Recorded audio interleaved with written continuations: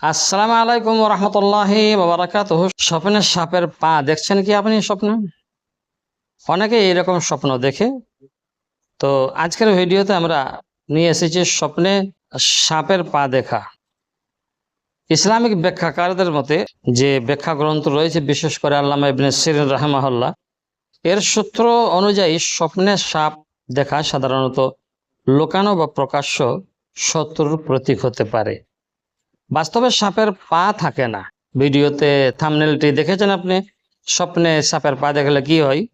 তাই আমরা বলবো যে বাস্তবে যেহেতু সাপের পা থাকে না, কিন্তু স্বপ্নে যদি সাপের পা দেখা যায় তবে এর অর্থ হতে পারে আপনার এমন কোনো শত্রু রয়েছে যে অত্যন্ত শক্তিশালী, চতুর এবং যার প্রভাব প্রতিপত্তি অনেক বেশি।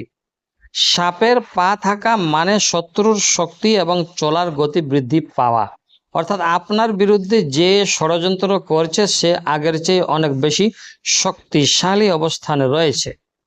2 নম্বর ব্যাখ্যা বলবো, স্বপ্নে সাপের পা দেখার আরেকটি অর্থ এ হতে পারে কোনো কঠিন পরীক্ষা বা বিপদের আগমনও হতে পারে। যে বিপদটি হয়তো আপনি আগে বুঝতে পারেননি, তা এখন আপনার সামনে দৃশ্যমান হতে চলেছে। তবে ইসলাম আমাদের শিখিয়েছেন কি শিখিয়েছেন? স্বপ্ন যাই হোক না কেন, চূড়ান্ত ক্ষমতার মালিক একমাত্র আল্লাহ তাবারক ওয়া তাআলা। এটা তো আপনাকে হর অবস্থায় প্রতিনিয়ত মানতে হবে।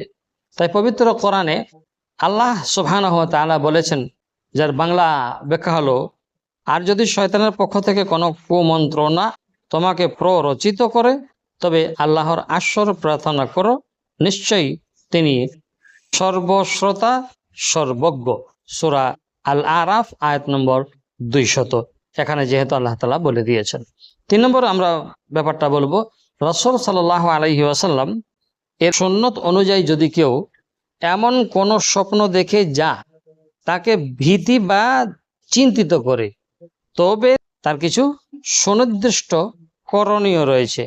প্রথমেই কি করবেন, ঘুম ভেঙে গেলে সাথে সাথে বাম দিকে 3 বার হালকা ফু দিন, এটা বলা হয়েছে। 2 নম্বরে করবেন কি, শয়তানের অনিষ্ট থেকে বাঁচার জন্য পড়ুন আউযু বিল্লাহি মিনাশ শাইতানির রাজিম। 3 নম্বর কাজ করবেন, এই স্বপ্নের কথা সাধারণ মানুষের কাছে বা এমন কারো কাছে প্রকাশ না করা যে আপনার ক্ষতি চাইতে পারে। 4 নম্বর কাজটা করতে হবে, আল্লাহর কাছে হেফাজতের দোয়া করুন এবং সাধ্যমতো কিছু দান সাদকা করুন, কারণ সাদকা বালা মুসিবত দূর করে। আমরা স্বপ্নের ব্যাখ্যায় প্রায় ভিডিওতে একথা বলে থাকি। তাহলে মনে রাখতে হবে যে স্বপ্ন সবই কিন্তু বাস্তব হয় না।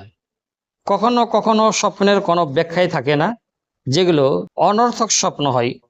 অনেক সময় মনের ভয় বা অবচেতন চিন্তার কারণেও আমরা এমন অদ্ভুত অদ্ভুত স্বপ্ন দেখতে পারি। তাই আতঙ্কিত না হয়ে সর্বদা আল্লাহর উপর ভরসা রাখবেন। আজকের ভিডিওতে আমাদের তথ্যবহুল যদি মনে হয় থাকে, তাহলে শেয়ার করবেন, লাইক কমেন্ট করবেন। ভালো থাকবেন। আসসালামু আলাইকুম রহমতুল্লাহি ওয়া বারাকাতুহু।